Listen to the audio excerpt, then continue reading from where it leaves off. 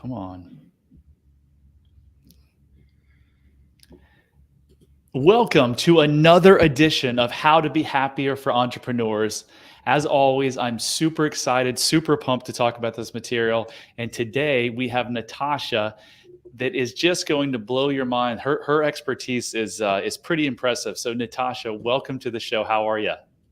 I'm good. Happy to be here. And you told me you were coming from sunny where? Where's the sun shining? I'm in San Francisco, San and we Francisco. have a bright, sunny day today. Awesome.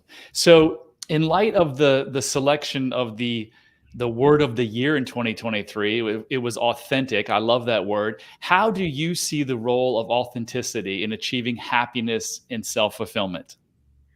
Well, I don't know how this word became so popular. It is possible that people were looking it up because of fake things, because the opposite of authentic is fake, right? And with AI, there are a lot of fakes these days. But it definitely caught my attention because Authentic Happiness is the book by Martin Seligman, who is the father of positive psychology.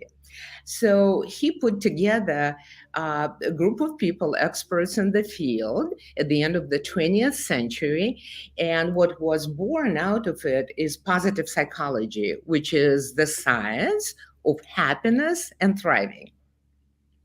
Love it. And when they asked this question, so what makes us happy, right? Before that, the belief was if people don't have depression or anxiety, they are happy.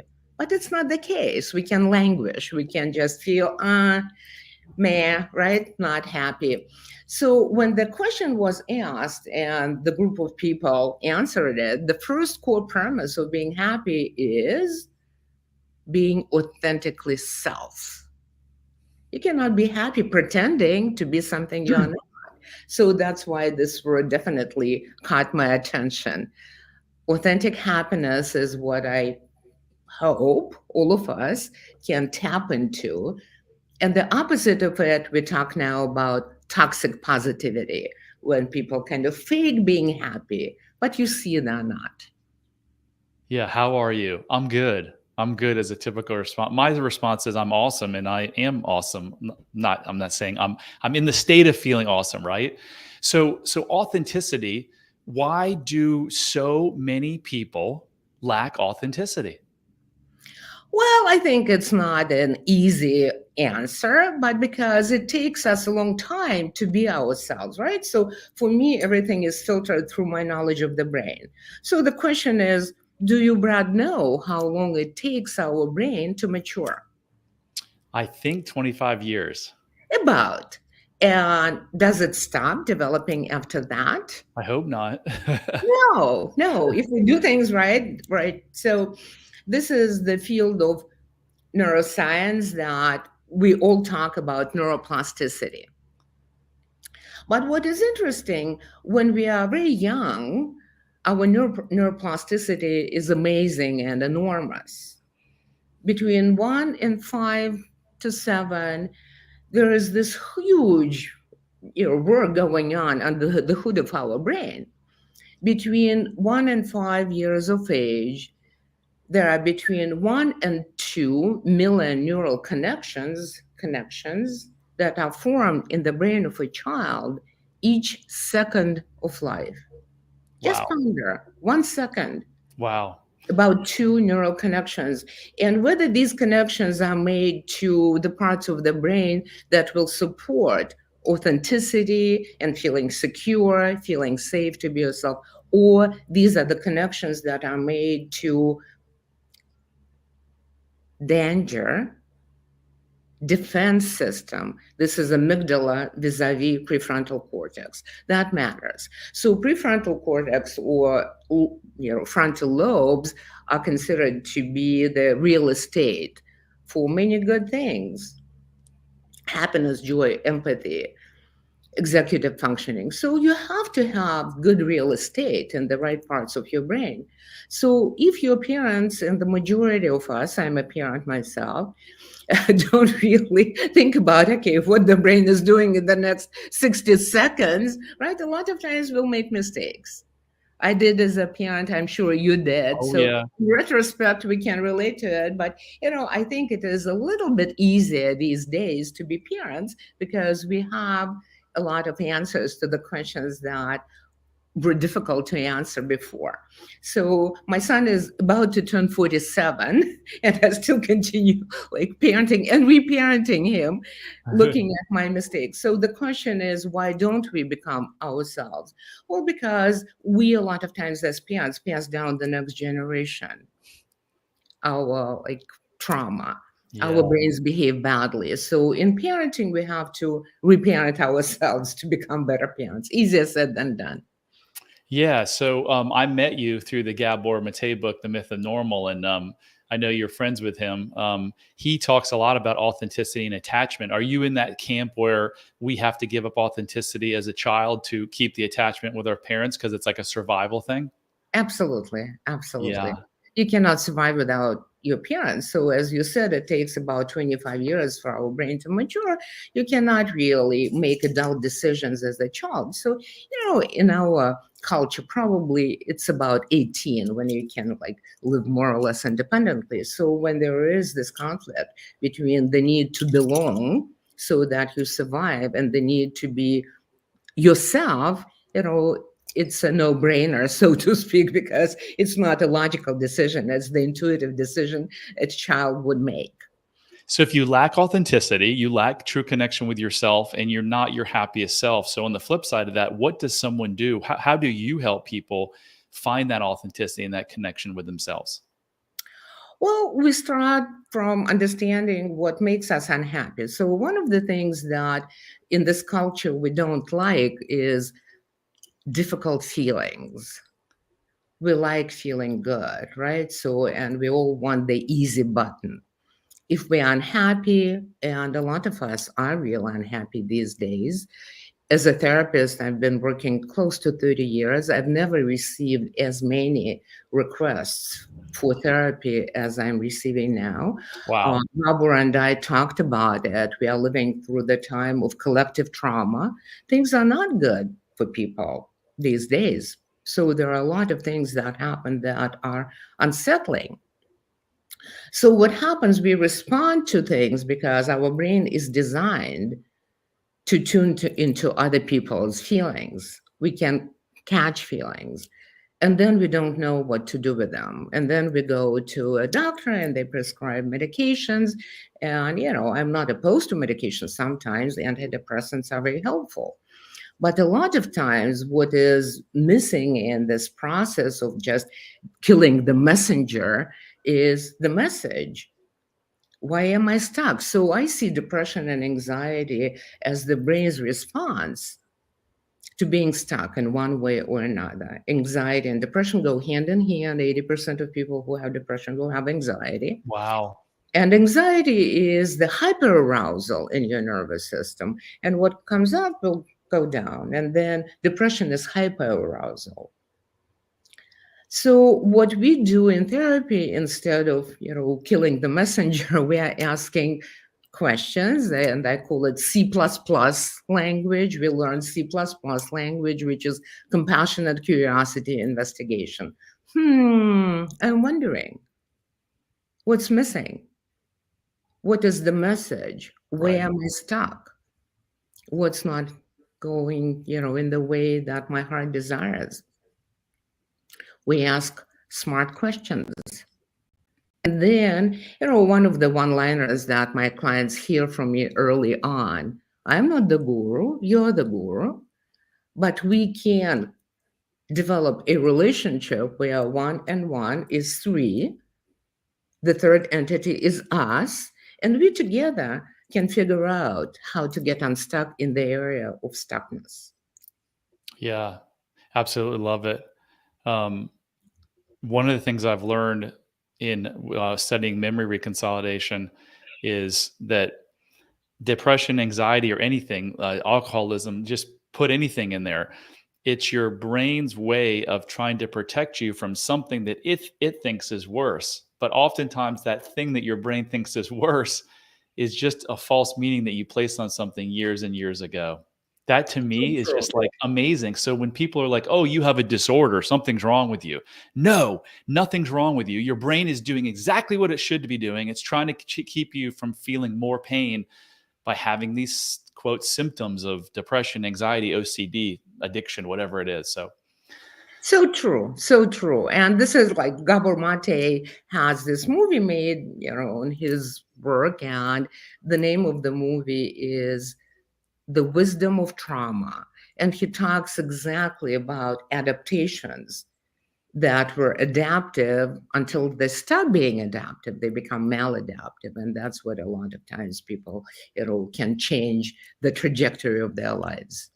so tell us more about your one-liner. What happens in childhood doesn't stay in childhood, and what's its kind of implications on our quest for authenticity? Yeah. So you heard me talking about how there is this enormous neuroplasticity in the brain of a child, right? So in a way, it works the same way as when we are hypnotized. You and I studied hypnosis, so Yeah. it's kind of a different reality. So Mike Yapko, who I learned from, defined hypnosis as believed in imagination. Believed in imagination. We imagine things to be true, and then they become our self-fulfilling prophecy. So what happens in childhood a lot of times creates the trajectory for our lives because the foundation of our brain is developed, and because frontal lobes that are enormously important for cognitive functioning, integration of the emotional and cognitive for response flexibility. A lot of times what happens if your childhood experiences were traumatic, it creates the neurobiology, and your neurobiology was created by your biography. And then this neurobiology creates the trajectory of your life. Mm. So, what happens in childhood doesn't stay in childhood was born when I was watching TV with, there is this commercial about Vegas. What happens in Vegas doesn't stay in Vegas either, but the commercial is what happens in Vegas stays in Vegas. And I was like, I don't know, but with childhood for sure, what happens in childhood creates our nervous system, our brain, that later, as you talked about, sometimes when people have traumatic experiences, they have to cope by developing bad mind habits, which is a lot of times resorting to, either drugs or alcohol. But it makes sense at the time they struggle. Yeah. So, adverse childhood experiences study that was published looked at over 7,000 people, middle class families, and discovered that when we have a lot of adverse childhood experiences, which is neglect, abuse when one of the parents is incarcerated, addictions in the family. So there is the list of 10. When we have four or more, it affects our emotional functioning, cognitive functioning, learning disabilities are more likely to be a part of it. So that's what I discovered when I started going to San Quentin here, close to San Francisco, death row, to see how childhood experiences affect people's lives. And that's why I say what happens in childhood doesn't stay in childhood. So in a way, we have to work with the brain that was developed and then change it. San Quentin is definitely the horrible outcome of adverse childhood experiences. But I also work with extremely successful, high functioning people who So have the brain. Mhm. so the ACE study, do you know how that study came about? Yeah, of course. Yeah. Vincent Felitti, who was this brilliant physician, was working with people who tried to lose weight and they would succeed and then drop out and regain weight. So he had his aha moment and recruited CDC to conduct this amazing study. To me, it was like when pieces of the puzzle came together. Oh, okay. Yeah. Yeah. Amazing, amazing. Like women were losing weight, but they were dropping out of his program. And he's like, why is this? So I look at all the folks who struggle with weight loss and it's not their fault. They think that, oh, they're just not eating right or exercising right. But you can go through I've seen it. Like I've got a friend who is a weight loss and he's as good as they come. But I've seen people go through this program and they put back on the weight. It's nothing he's doing wrong, but it's because they've got these underlying things. So it's just fascinating. So on that topic, tell me if I'm right. I read Scattered Minds. Does Gabor Mate believes that most ADD is from the environment of childhood? Am I saying that correctly? I have read this book and I talked to Gabor about it. He believes that he has ADD. He was diagnosed as an adult. And, to me, the jury's out whether there is genetic loading for ADHD. I definitely see the familial patterns. So I think that a lot of times it's the combination of genetic loading, but also a lot of times trauma. So what ADHD is is the weakness in the part of the brain that we kind of touched upon, frontal lobes. Before the term ADHD was coined, it was called minimal brain dysfunction. And because of what I've said, what happens in childhood doesn't stay in childhood. There's definitely the link between trauma and inattention. Because think about it. If you don't feel safe Yeah. as a child, does it make sense for you to focus and concentrate? No. No, Check out. it doesn't. No. Yeah, yeah, yeah. And So my pet peeve is I have a lot of educated parents who come to see me for, either individual counseling or sometimes parenting counseling. And there are 5 or 6 year olds in school and they're, acting out maybe, or they're like inattentive or hyper aroused. And the suggestion that is made by the school system put them on stimulants. And I'm screaming bloody murder because there are more than 4 million American kids now on stimulants. And mm, the brain is, not designed for the child to sit still. The schools were designed for, people like myself who always had, the capacity. I'm pretty lazy, so I never really had to work, very hard, but my attention and focus was always very good. So I always, graduated on top of my class because it was easy for me. But my brother wasn't that way. He had a different brain. It was difficult, and he probably had a little bit of ADHD. So, in one family, kids can be very different. And when we label kids as like problematic, when we put them, on Ritalin or, Adderall or other stimulants, then they don't have the opportunity to compensate for whatever the weakness is there so later. did I understand you right saying that you and Gabor say that yes, ADD likely has a lot to do with the environment as a child, but that you're not ruling out the fact that there could be some type of brain disorder, malfunction? I don't know what the right word is. Yes, some brain vulnerability that Okay. is genetic. There is this saying in genetics loads the gun, but the environment pulls the trigger, Mm. right? So it's epigenetics, the new field in medicine. So not all genes will be expressed.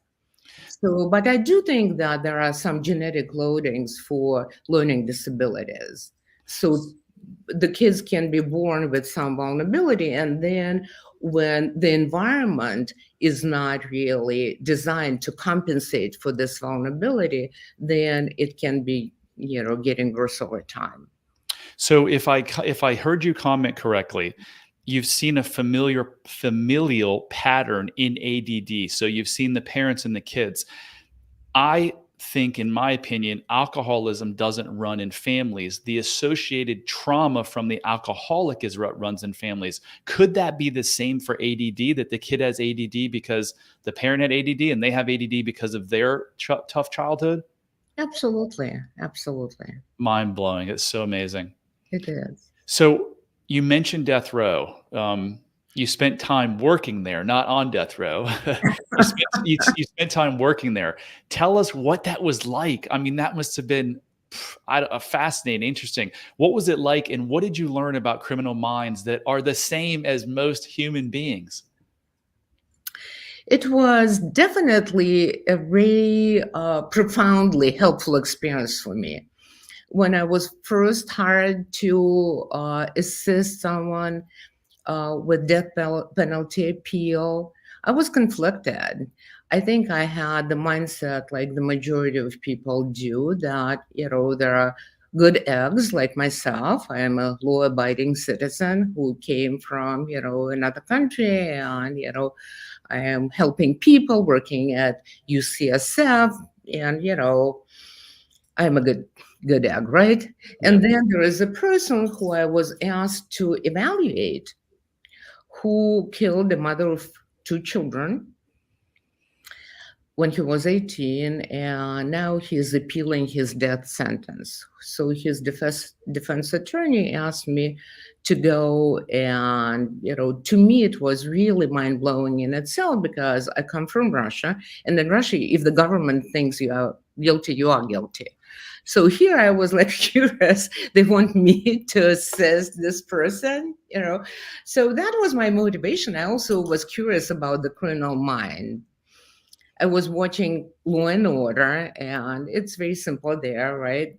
Bad guys and good guys, which I was a good guy, catch bad guys. So now there was a little bit of confusion.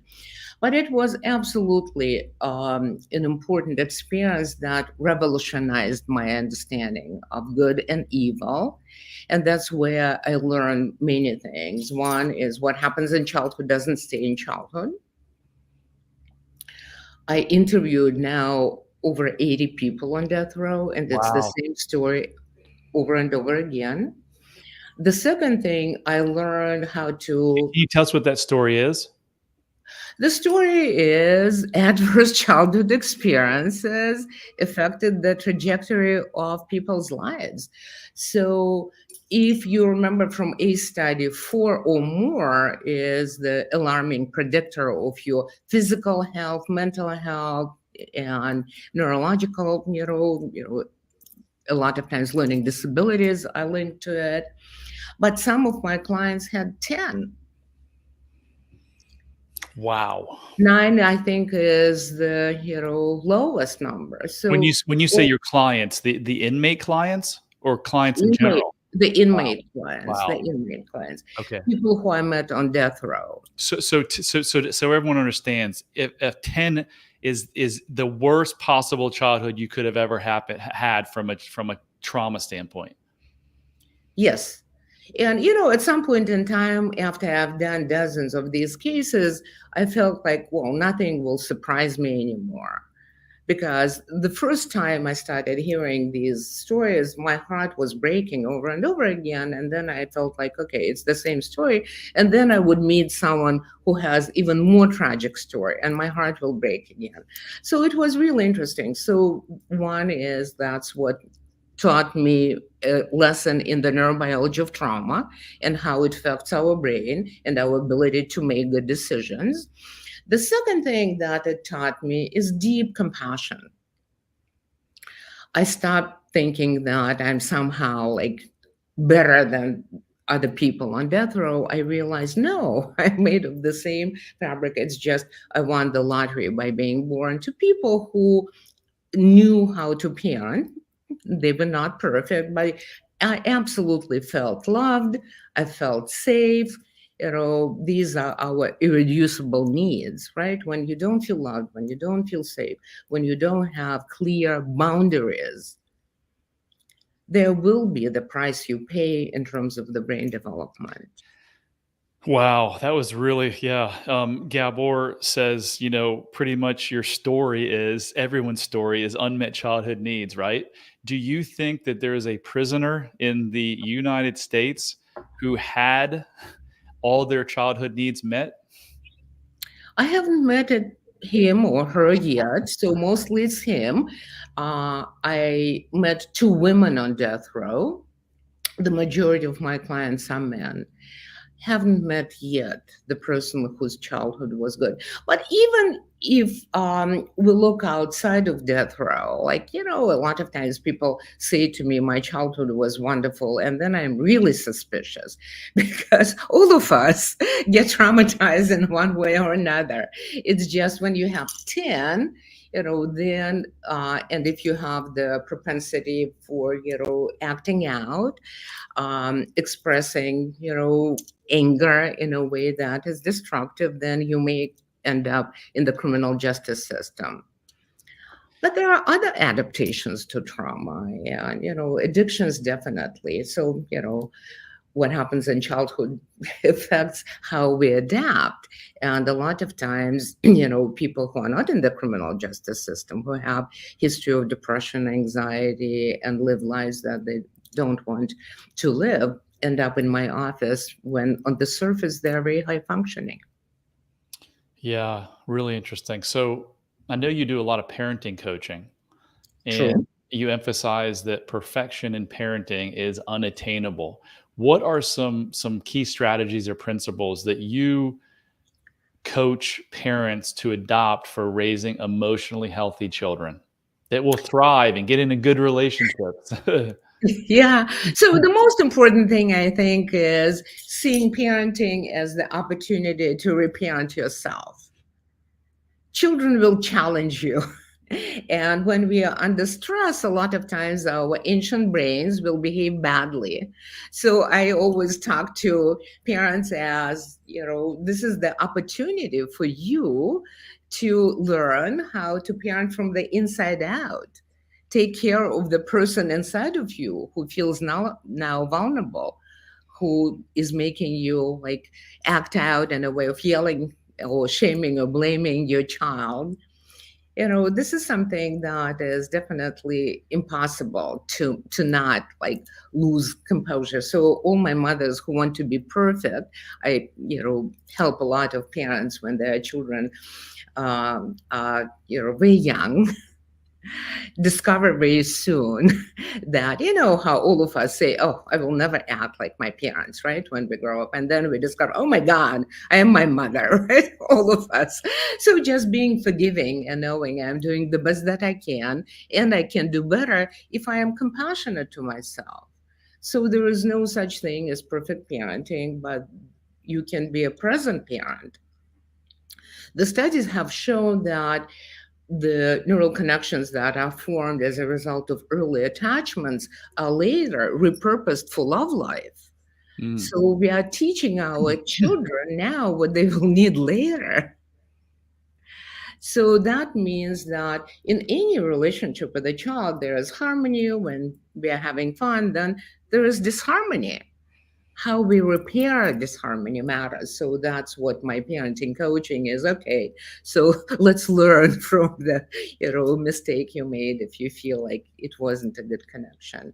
Children are resilient. You need to have like 30% of practices that are considered to be safe, secure attachment to create a healthy child. So, 30%, it is doable, right? Not 100%.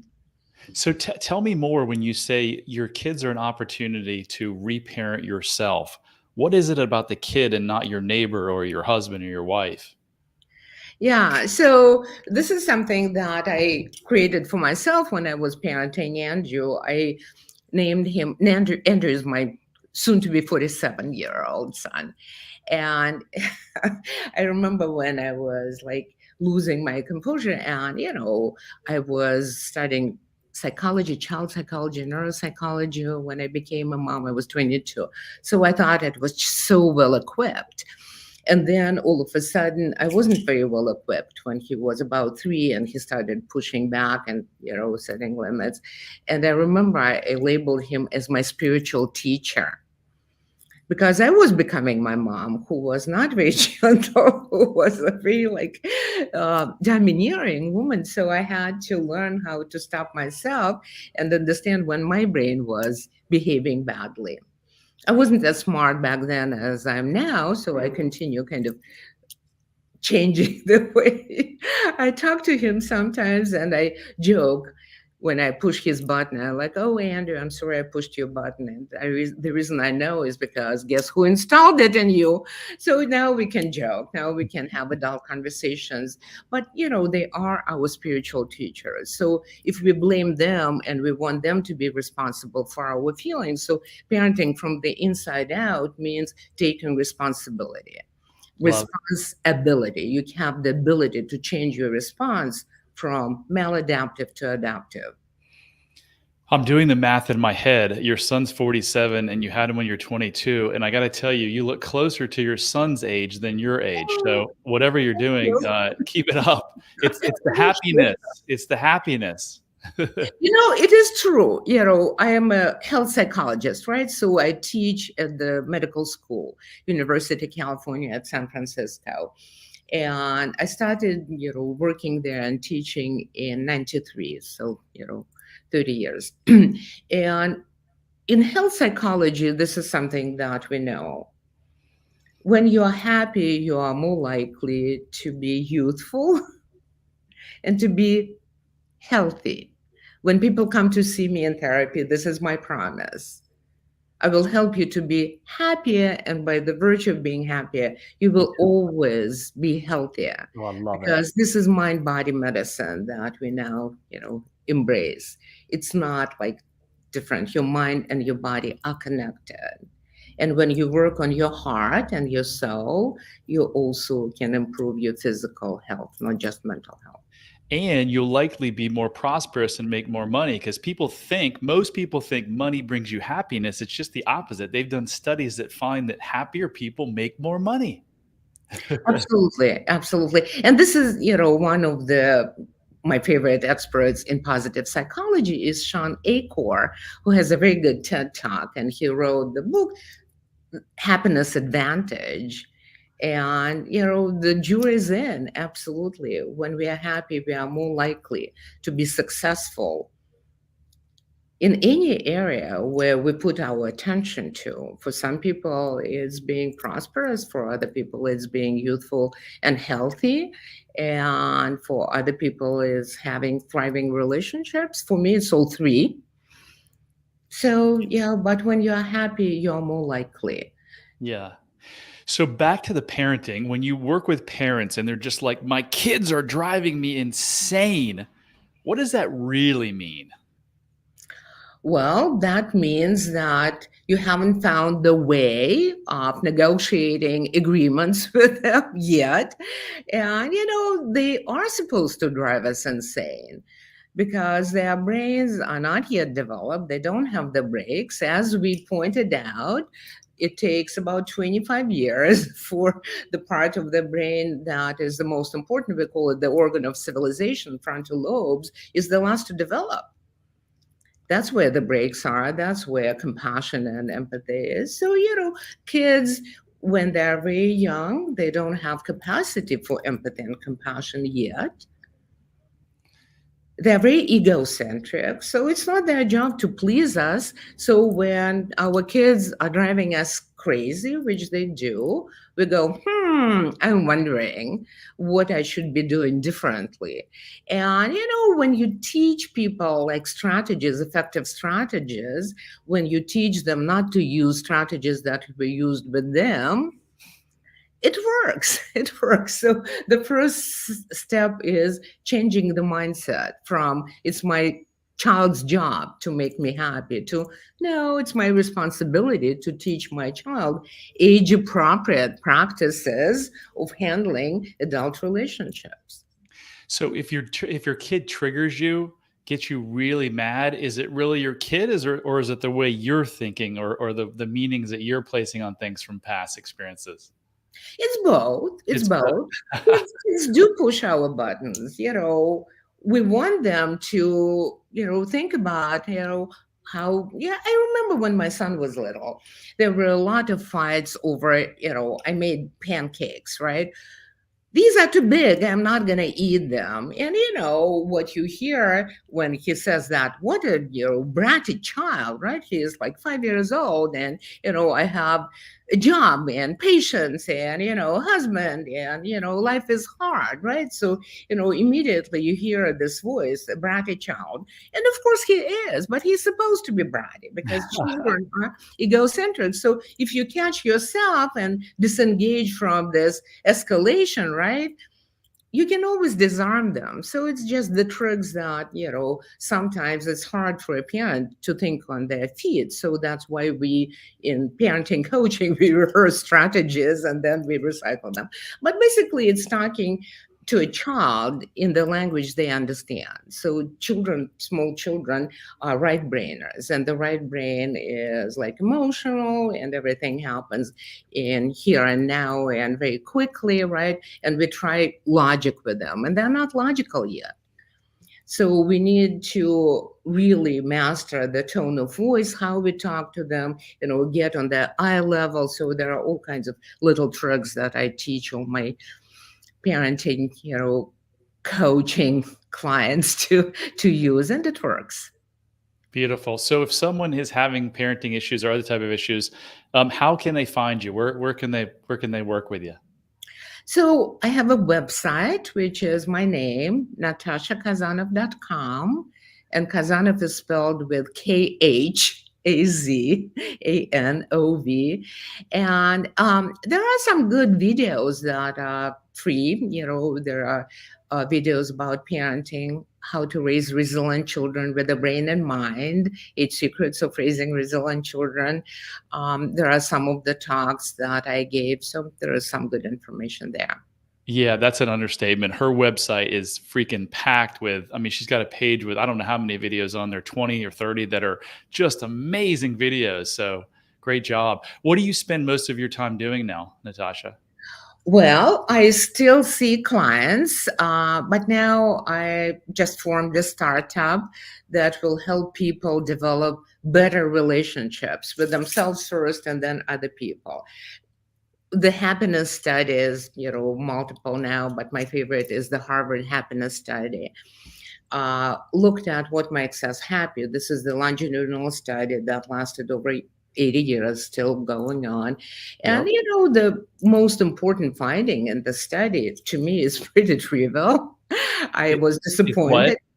It's pretty trivial, actually. The finding in the study is the quality of our relationships with other people that determine how successful and happy we are. But our relationships with other people are determined by the way we relate to ourselves. So this is what is challenging, right? We have different parts of ourselves, the parts that are, helpful and the parts that are not very helpful. So in order to have good relationships with other people, you need really to Yeah. reparent yourself in a way of integrating back to authenticity, to be your authentic self. And one of the one-liners that I like, you cannot always be right, but you can always be kind Mm, to yourself first and then to other people. So self-compassion is my, secret sauce. So I teach people in this new startup that I am, now pouring a lot of energy into. I teach couples how to get along so that when they have children, they won't have like battles between them, who is right and who is wrong, triangulating children. And this is like love without fear. So the last thing I'm going to say, Gabor and I had lunch at my house right before his book was published. And we were talking about how we are aging and how quick everything went. And then somehow we started talking about, what we want on our tombstones. He said, well, I have like my epitaph chosen already. And like, okay, do tell. And he says, it was harder than I thought. And I laughed and I said, well, if it is hard for you, what about other people? And then I thought and I said, and my epitaph should read, she finally learned how to love without fear. mm, And I said to him, and you know what? When you learn how to love without fear, it stops being so hard because then you can have compassion from the inside out. Mm. Remove fear and judgment. And Yes. if you're in a crappy relationship and you're blaming the other person, the problem in relationships is always the relationship that you have with yourself. If you want to fix your relationship with your partner or spouse, fix the relationship you have with yourself. Natasha, thank you so much. That was as amazing, maybe even more than I thought. Thank you, thank you, thank you. Thank you for having me, Brad. And please, I'm trying to reach 1 million people. So if you're listening to this and you like the content, can you please help me reach more people so that we can end suffering and give people freedom and happiness that they deserve by rating the show, giving a nice review, sharing it, whatever you can do to help spread this message. I'd really appreciate it. And that concludes another episode of How to Be Happier. And remember, love heals all.